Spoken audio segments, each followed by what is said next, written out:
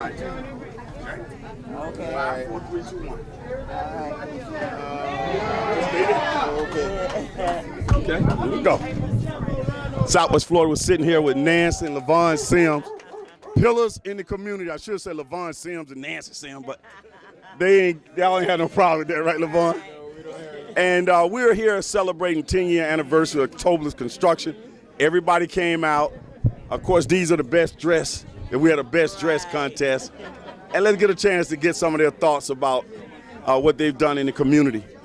First of all, I'll start with the councilman. Still call you councilman. I was a councilman. Councilman Sim. Do you go to the same church as John Tobler? No, we attend Mount Olive African Methodist Episcopal Church. Okay. Over on Orange Street.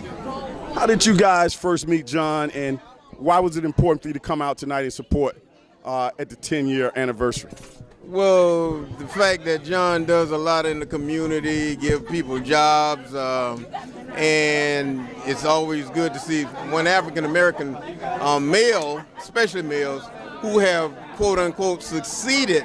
And not only did he succeed, he reached back and pulled someone else up, right, as opposed to just, making it on his own and not looking behind him. And we still with that philosophy. Once you get there, you got to always bring somebody with you. And Nancy, I know you like inspiring youth, and the councilman as well. What type of role model image does it send when we see a black construction company staying in the community, keeping their house in the community, but their business in the community, and hiring people in the community? Okay, as my husband has stated previously, it's good to have a role model like John Tobler, and for him not to forget from whence he came and to reach back and help others, giving a second chance to ex-offenders and that sort of thing. It is definitely important so that our youth today can have someone to look up to and something to aspire for. Okay. And I know you're one who likes to work behind the camera and behind the scene. So I finally got Nancy in front of the camera for a change.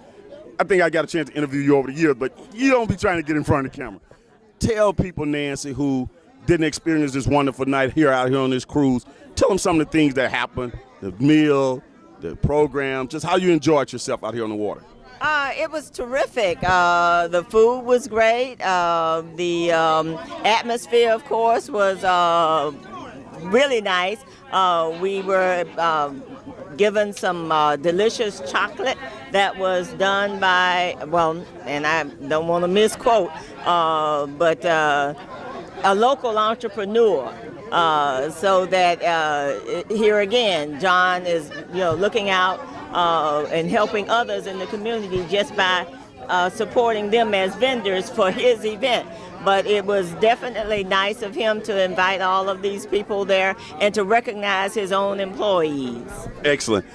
Councilman, one of the things I noticed too, and Nancy, you can come in on this, we had some fancy people here tonight, but at the most, we had regular grassroots people that we see in the community who came out, that got invitations to this event, which I thought when I first walked in the door, I said, man, this is great. This says something about John and how he relates to the common man, right?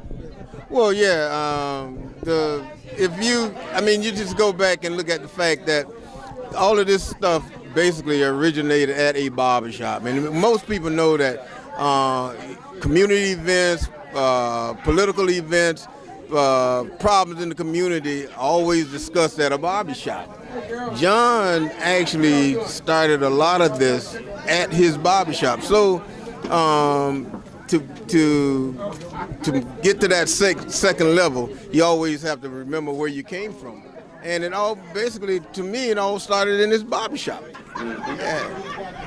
The Kerry Robinson Center, I don't know if he did anything on the Lee County Black History Museum. Has he done anything over there construction-wise? But I know he did a lot of work at the Kerry Robinson Center in terms of Tobler's construction. Not at Black History Society as far as I'm aware of. Okay. He hasn't really worked there. The Kerry Robinson Center, which is a beacon in the community, a lot of people do things there. He was very instrumental, and he's also been involved with Renaissance Preserve and some other housing development projects. But just give us a general idea of what you know about him as developer and some what he's done in the community and building things. Okay.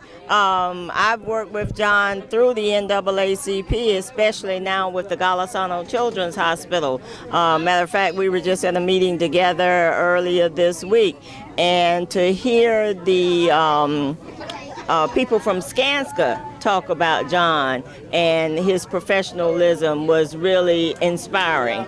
To know that he is respected, not just among us, but by others as well. By white people. Go ahead. Leave it line, Nancy. Okay, I'm trying to be PC there, Lee. Okay. But everybody at home laughing. This is TV. Yes, okay. But they really respect him. Yes. So he partners with a lot of them. Right? Oh, yes, he does. And he, like I say, is bringing, not forgetting where he came from and bringing others along as well, which is great, so. Outstanding. Councilman, from working from within for many years, is that when we have a minority who can do some development projects, who can go in and partner with as a general contractor and employ people, that is the spirit of the city in terms of what we need to continue to develop our communities, right?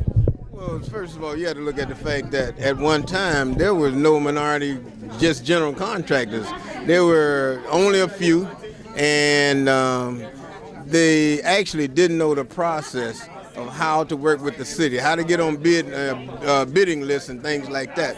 So John went one step forward. He trained himself, he surrounded himself with people who would experience so that he could go to the next level. So that's the way you get these big contracts and things like that. And he was just probably one who just basically locally did that and got to that next level. I want to thank both of you, too, for coming out to the Leaf Pitts Live 25th anniversary celebration. They don't miss anything that's in the community. I'm going to give both of you the opportunity here, and we're going to wrap it up. I know Nancy will be glad when this is over. Let's wrap it up. I want you to look into the camera, Nancy, take about 30 seconds and say something to John and Tracy regarding their 10-year anniversary celebration. Okay.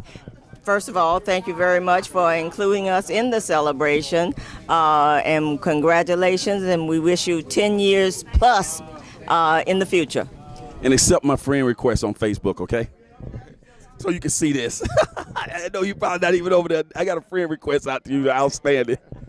Same thing here, Councilman.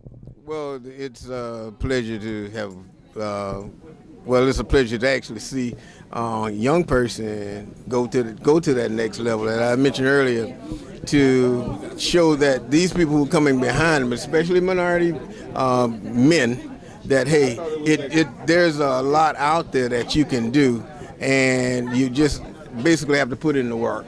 And John did that. You heard it right here, people. It's documented, the 10-year anniversary of Tobler's construction. God willing, 10 years from now, we'll all be back. I think this was so great that John probably would be doing it every 5 years, but I'm not sure if he's got the money now, folk. He's doing some stuff. Councilman Sims, Nancy Sims, both, thanks for joining us here right here on Leaf Pitts Live on Fox 4. It's our pleasure. Glad to have me. Glad to have me. Hey, stay right there. We'll be right back. Now you